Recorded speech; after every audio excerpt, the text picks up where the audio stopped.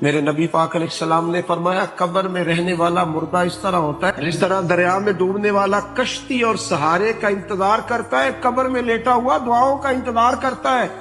وہ وہاں لیٹا انتظار کرتا ہے کہ میرا بھائی میرے لیے دعا کرے، وہ انتظار کرتا ہے کہ میرا بیٹا میرے لیے دعا کرے، وہ انتظار کرتا ہے کہ میری بیٹی میرے لیے دعا کرے۔ دعا وہ قیمتی تحفہ ہے جس وقت قبروں میں جانے والے بھی انتظار کر رہے ہیں۔ کوئی دعا کرے، کوئی دوست دعا کر دے۔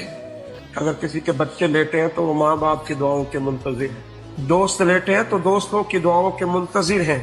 اور میرے نبی کریم علیہ السلام نے فرمایا جب تم دعا کرتے ہو اس طرح دریا میں ڈوبنے والے کے ہاتھ سہارا آئے تو اسے خوشی ہوتی ہے، قبر والے کے پاس دعا پہنچتی ہے تو اسے خوشی ہوتی، ان کے لیے دعائیں کریں۔